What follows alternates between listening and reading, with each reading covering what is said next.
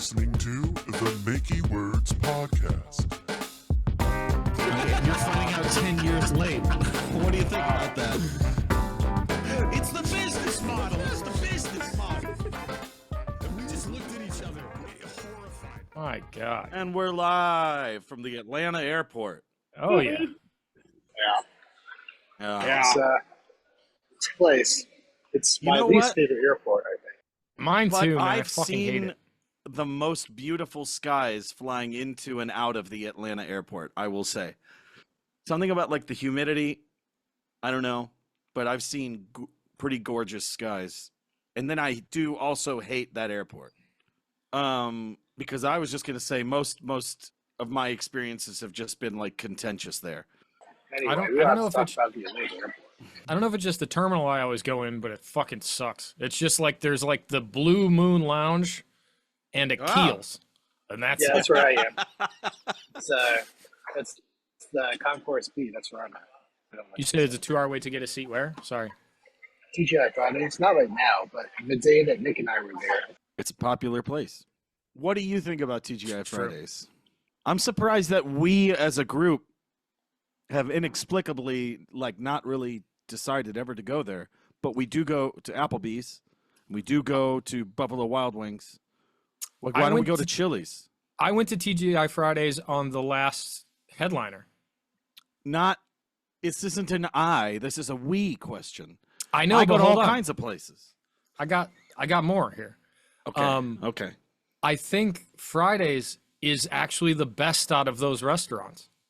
So it may be that it's not shitty enough for us to make it a ritual. Billy. I had an allergic reaction, I think, Oh, to a steak at Fridays once that was like that's not good. some Jack Daniel's whiskey sweet steak thing, but this must have been nearly 20 years ago now. But I took like 2 bites of it, and then this side of my neck and face just started swelling up. Ugh. It was almost like whatever glands are right here, but it really got big, and Do you that wasn't remember- enough. That wasn't enough to convince my girlfriend at the time that I needed to go. By the way, Do you It's like, remember? this shit's fucking me up. I gotta go home. You remember when you're little and you're like either like you're like Blowing the- a balloon and then that separation. Yes. Yeah, and Yeah. then it's like the little sand. It sounds like sand in an hourglass. Like I think it's like fascia being broken up and being separated. I don't know what it is, but it's a scary feeling now. crazy. You knew exactly what I was talking about. Yeah. Yeah. Okay. It's a weird one. Sauce, you blowing any balloons right now? I don't even know where to buy balloons. Yeah, you do. Come on. A party store? Party never City's even out heard of of it. business, man. Walmart, They're closing it down. Walgreens, Party City as a national business is out of business. That's what I just read today, actually, is that they're closing. I don't remember if it was all their locations or not, but I think it was. Good. Yep. Good. Speaking of monopolies, you see they're trying to break up Live Nation Ticketmaster? Yeah, that's Mhm. awesome. The thing I was reading was like at least the most kind of poignant, immediate thing, other than our own experiences, obviously. But I read a thing saying that tickets for the Taylor Swift tour in Europe are only $50 because they don't have any monopolies. Wow. So it's just like, this is the price. You know, I was watching because Lily wanted to put on that Eras tour or whatever.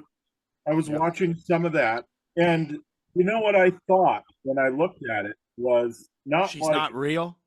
no, I didn't think like, oh, this is bullshit. Look at like she's lip singing and all that stuff. And I was thinking, wow, Nick, the background's really loud.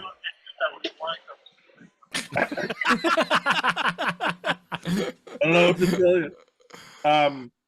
I was thinking, look at how many jobs she is creating with this tour.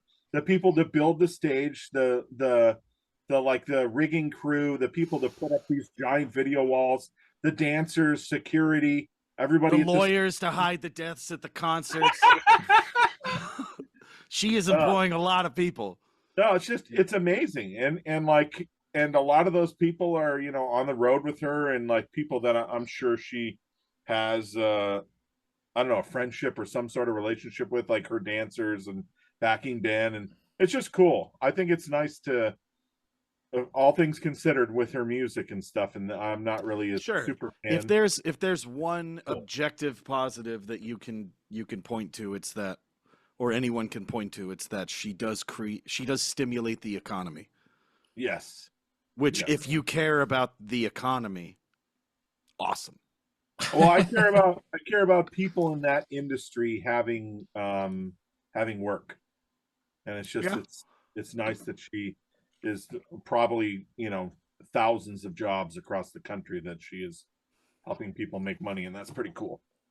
Yes. Because Yeah. if she was just on a stage with a bunch of lights and stuff and singing with her guitar in front of her, that's not the production costs of these massive stages, and yeah, it's ridiculous. But it allows her to sell out arenas. I think the thing that there's like this blurry image I have in mind of like what it means to be a I guess like an artist from a sonic perspective. And I think that I've always struggled with like identifying the value in the very successful but seemingly very, like, at least to me, like emptier endeavors, or more like spectacle. When the spectacle is the endeavor, I think that I am immediately turned off to even being capable of judging whether or not it's something I like. I think that that's just something I'll always have a weird relationship with, which is just like I have a line or a threshold somewhere where it's like when the pageantry of the performance surpasses it in such a way that it's not ironic. Like I think that the pageantry of the Flaming Lips is with a sense of like self-awareness that both a sense of self-awareness, but then also like whatever the opposite would be, where you care so little about how goofy you look or looking stupid.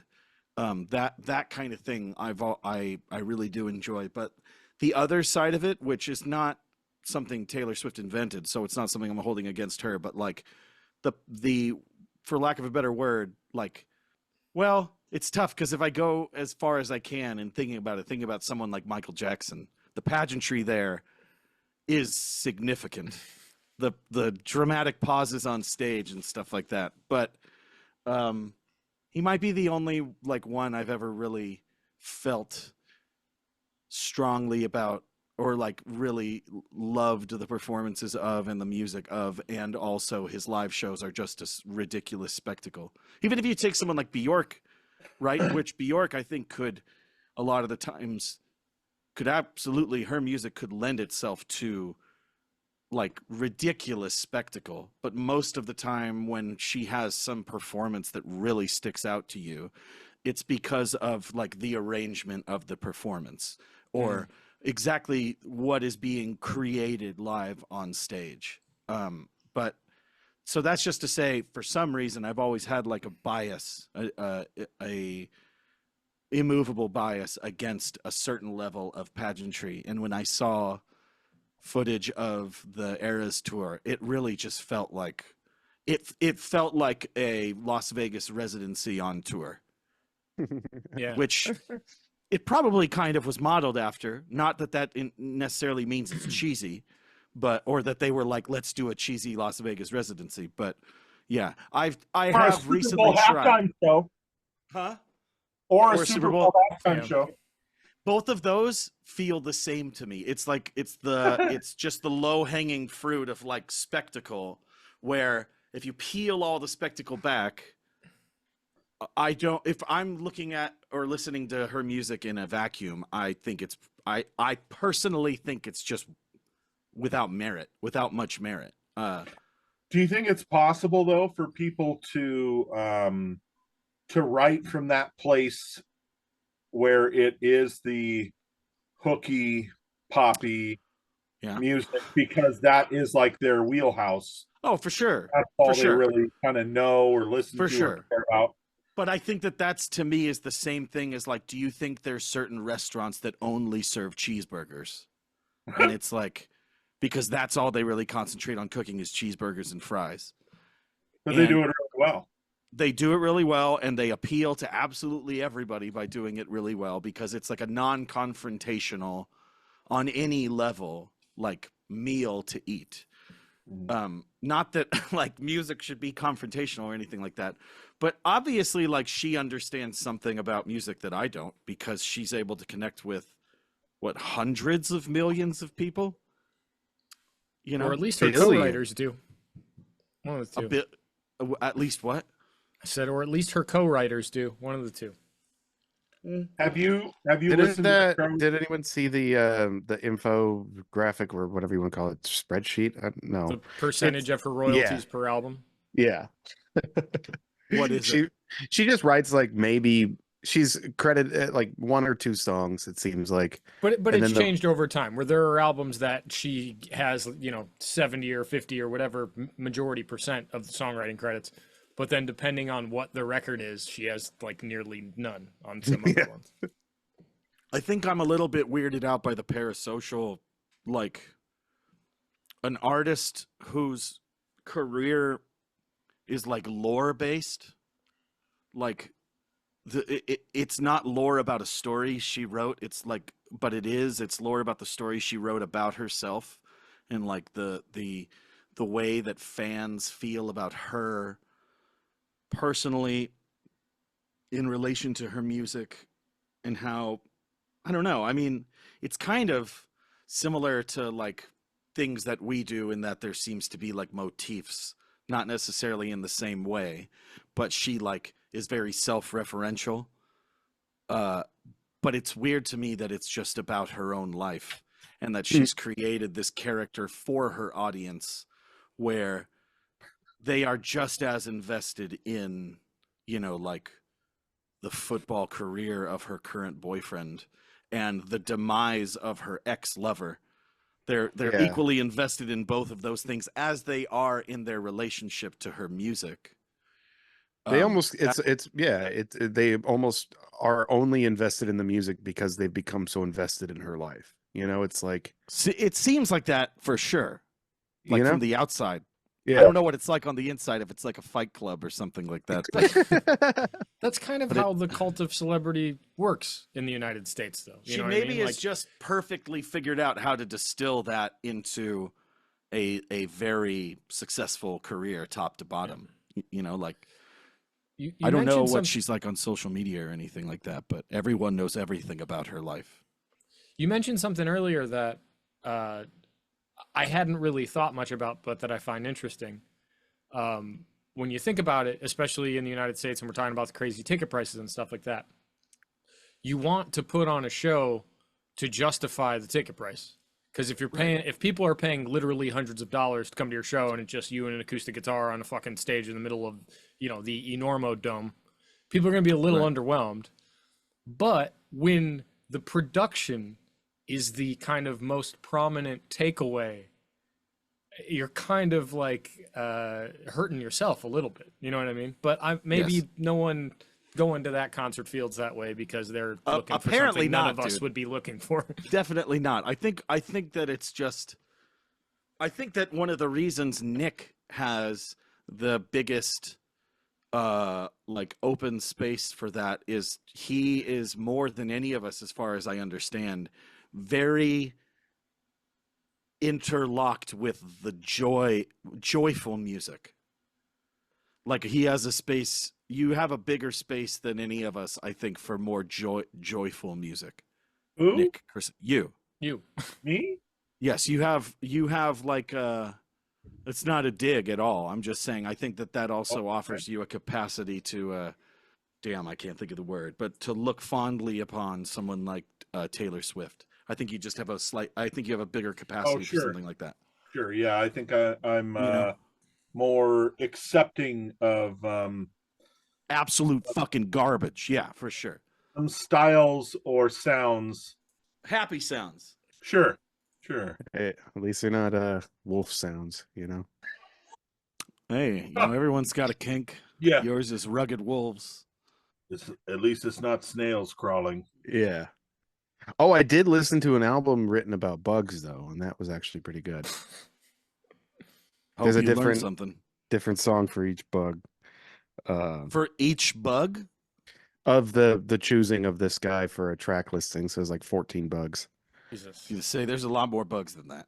Yeah, there's definitely more bugs, but Yeah. Sufjan's really falling off. it's called. I think it's called Music for Insects. I was so excited about that 50 States project. Yeah. Super Okay, really but was that excited about it. actually real, or was that something that like his fan base created? I mean, how could you ever That's answer? a good question. No, I don't know. no. I thought it was a fan base created thing.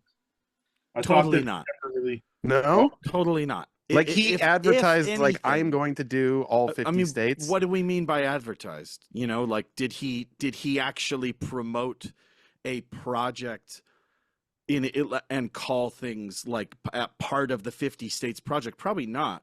But I think in interviews and stuff like that, because at the point that he stopped it, he addressed it directly as like, yeah, I was never going to do that.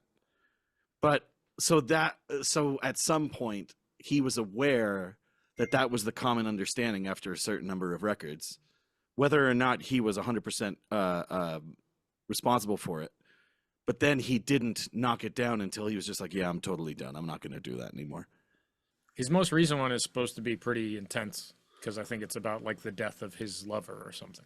The others were so light and played. Yeah, I mean, I felt always like they had were. No, such a they're not. fucking song. No, they're I not. know. I know. I don't That's listen what- to any words, so I don't Oh, know if man, that matters. You gotta. It takes me a while to listen to the words. There has to be something that reaches out and grabs me, which is 5% of the time. Or I have to be so used to the music that I'm trying. Like, I've watched 3 seasons of Reba, and I forgot about this. and Jesus. she's got I'm on season 3, episode 19. So is it taking you 3 seasons to like listen to the dialogue and realize it's just garbage? No, I still don't know the lyrics to the opening song. It's the I chili know- cook-off of TV, is what it I know is. some parts of it, but I don't know all. And I've watched that song play almost 60 times, and Oh God, it's because each season's 22 or 24 You don't episodes. skip the intro? dude! I skip my favorite intros. Well, you're right. So maybe 30 or 40 times, because sometimes Yes. That's way that? too many. It's wild. That's way. I wouldn't have done the first one, knowing that song through osmosis. I would not have done. There's certainly the some first. shows where I like the title theme. Not Home always. Improvement. I'm so No. fucking tired of 2.5 minute long intros to shows where they just it's like Westworld ruined us. Oh, I love that's my favorite TV theme song. Westworld is awesome, and then everyone started doing the Westworld opening. The two and a And I half- feel like 2.5 that guy minute- got a lot of work too. I'm sure. It just was like I want to say, or True Detective might have been the first one that did it. The first season of True Detective. Oh, you're talking I- like the I don't remember. Bond intros, basically, like where it's Yeah. all the Yeah. Daredevil. I think was the first one I saw. I have always really enjoyed, mostly because I find it to be really, really funny. But when, a show establishes what their opening credits are, but then they make that episode that's too fucking long, so they have to do this truncated version. Yeah. And it's Oh, just yeah. like a line Yeah. from a verse of the song, the name of the show, and then you're into it and you're like, oh man.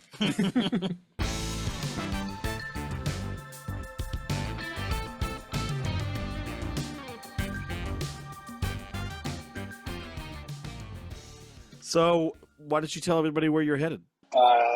Just going to Australia without us? Yeah. Man, imagine I just used the tickets. Fuck it. Do a little tour of my own. No, I'm going to Rhode Island, picking up a couple things. Then I do bass and guitar tech for an artist named Tyler Childers, and just kind of doing basically at least 2 weeks. I might pick up the rest of the summer too. I'm not sure. I've heard that Yeah. name before too. They're big shows, right? Or big enough shows, I would imagine. Dude, fucking massive shows. Like Yeah. he's playing next week, Madison Square Garden, back to back. Casual. Casually, yeah. What's a track of his that I would know? I don't know. I have officially. I I've think he's a realized big that- name. He sounds like a name I've He's heard before. definitely, That's what I'm saying. Me too. yeah, he's definitely a big name. But unless you like listen to that style of music, you wouldn't know any of this stuff. I didn't know any of this stuff. Did you get? Yeah, it should keep me busy, keep me paid throughout the summer, so that's good. Yeah, it's crazy. Like this, like I said, I don't know who this guy even is. I don't know. Lily was losing it in the chat. I don't Oh, know really? a fucking thing about this dude. I just have heard his name. There's a show in Georgia where we'd be opening for the Rolling Stones. Which is really good. What? Yeah, That's wild. Wait, so these are like arenas, huh? yeah. I think the smallest show is like 20,000 people. Fuck. Yeah. That's nuts. So you're part of like a full operating like business, like a traveling business. This is what Big Nick was Yeah. talking about earlier. These are the Oh. jobs that Taylor Swift creates. Sauce has Oh, one. gotcha. I see. I missed that. I missed that. Sorry. Got one of those Swift jobs. Yeah. You guys been there following he just goes. how genius Terrence Howard is now? I No. see that he's in the news, but I haven't actually seen or read anything.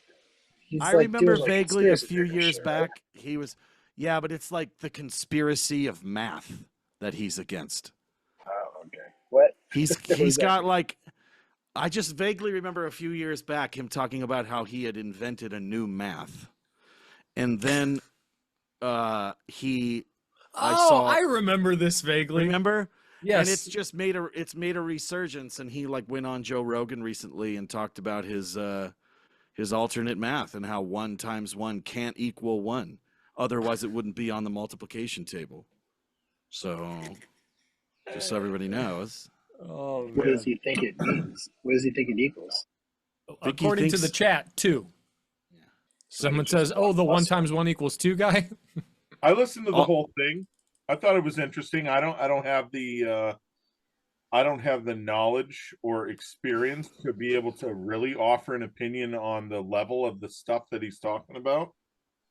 I think most people do have the ability to say it's patently absurd. I mean, 1 time is 1.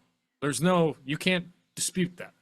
You have 1 instance of 1. Dude, sun comes in, sun goes out. Why is it? What's interesting about hearing somebody describe why they're wrong? Like him talking about dividing light wavelength to equal sound as though it's all from the same source. How you can convert light into sound and back and forth. These are just things that don't exist. They're not like theoretical things. They're just somebody who got really interested but doesn't trust any existing science and math coming up with his own. I don't know what's the interesting thing to me about that is how absurd it is. So that's interesting. I don't know need to. It doesn't make sense to you, but I feel like you have a better chance of truly understanding someone's perspective when you hear the entirety of what they have to say, and you can like stand. I feel like you can understand what someone is saying better when you have a common definition of the word. It's interesting. I liked hearing what he had to say. It doesn't mean that I'm like, yeah, but it's just, oh, he says he has 97 patents. He said that he came up with the VR, whatever that shit was, like that technology before anyone else. And that he has this new machine that he's working on, some like flying machine that is not about like fighting the Earth's gravitational pull and the electrical fields, but it's rather than that, it removes itself from the equation, like from the participation in those. That sounds fun. These are the kinds of things that like 12-year-olds talk about, though. You know what I mean? Like imagine a vehicle that just didn't even participate in gravity. It just wasn't, gravity didn't affect it. I just like hearing how different people think, and I think even if I learn one Right. thing from it, or if it makes me evaluate something, but you can. What would make differently, you? I appreciate that. So for me, I couldn't learn anything from it because that would mean I'd have to put stock into what he's saying enough to walk away thinking any of his claims were true. Otherwise, if I don't walk away thinking any of his claims are true, I've just listened to some dude spout off nonsense that he believes. It's the best way I can put it is at a certain point, like take a religious apologist. You can listen to somebody describe to you at great length why the Bible is the word of God and why it's everything in it is true and how this references this and that references that. I can hear somebody like rationalize ridiculous claims all day long. I don't know what that does for me. It's interesting to hear the way people arrive at certain conclusions. But when the conclusions are 1 × 1 = 2, that to me is so absurd that I don't need to hear how you got there. It's not really interesting to me how you got there because you took the wrong road to the wrong place. It's like, let me tell you how I went to Walmart. How did you go there? Well, I drove to McDonald's and I fell asleep in the dumpster. It's like, all right. I don't see how the two are correlated. It's not interesting to me if it doesn't reflect a truth. What did you learn from it? I learned that it's interesting how someone could potentially see the world. And also, I've never thought of a vehicle, something that can fly, that could be removed from the, like, there's one that talks about bending space and time. And then there's another one that just says, I'm kind of pulling myself out of the effects of gravity, and I'm just allowing this orb or whatever to travel wherever, however fast, and there's no like G-forces or effects on the human body because you're not in the same space as the G-forces. It was a really interesting way to think about it. Whether or not it's true or factual, it's like, wow, that is a cool thought exercise of not just combating against Earth's elements or the elements of the universe, and just instead removing yourself from it somehow. And it's with tone or with something like that, or frequency. He said it's all related to that. And so who knows if he'll actually come up with something that works, or if it's all just a bunch of talk. But regardless, I feel like I have a better understanding, not just listening to clips and listening to everything that he said, of kind of his overarching, like where he's coming from versus just an idea. It's like I felt like I understood where he was coming from, and it was interesting. There's no shortage of ideas that people can have that don't like map on to reality. I guess I don't know how would I make a distinction between what Terrence Howard says on Joe Rogan and what somebody like is yelling out loud alone wandering the street in any given town. That's the way that I feel about it, is I don't know what his qualifications are to talk about physics as though he's invented anything new, or what his patents are in. If he has patents for an object that can remove itself from gravity, I think we could look that up now and probably review or find some sort of peer review on whether or not that technology is realistic. I forget what he called it. Unobtainium. Power of love. The power of one. Oh yeah, love that Love. song. Oh, the power of love. It's a great song. Sorry, I'm a little stuffy. It's a Power great of one, song. though. There can only be one. Jet No, Li. and why'd we bother with other numbers? This is true. What the fuck? Yeah, it's like you said, nihilism, man. Taking it back. What's any of it mean? Come on. I'm trying to lead us down the right street here, but no one's joining. I'm sorry. That was a Maybe we wild. should- wild conversation to come in the middle of a I don't know who You did Terrence just sort Howard of is, show up. so it's all He was the crazy. first War Machine in the first Iron Man. Before he actually turned into the War Machine. Can kill gravity. Made his Yeah. own math. I didn't Terrence know Howard. any of this. I didn't know any of this, so it's just a wild Pretty thing to sure walk that his into. math is called teriology. I'm pretty sure about that. See, I actually I watch a lot of these and listen to these nut jobs just because it's fucking so entertaining. If you don't approach it with like a I'm trying hateful to attitude, stuff real info into my head all day long. That's all I try to do. I don't is know just get this as guy, many- but I've as many true things into my brain and as many false things out of it as I can on a daily basis. I am sorry to say this. This is not a dig at anybody, but I have found that the Joe Rogan show and that general like cycle of podcasts that people kind of go through is not a very good gauge. it's not a very good resource for truth. Oh, It's a for good sure. it's a good resource for entertaining conversation. Yeah. I guess like I've been listening to like or I haven't been actively listening to, but sometimes they come on and then they'll say something and I go, "Oh, that was kind of interesting." And then the more I listen to it, I go, "Oh, they're fucking crazy." But like Alan Watts or like who's the other guy? Basically just dudes on a bunch of drugs. Do you know what I mean? Like they're philosophers, but they're kind of like, but they'll say something because we're human and they kind of understand the human experience in whatever regard. And then you latch onto it, but then you just keep listening to them, but they're just fucking idiots.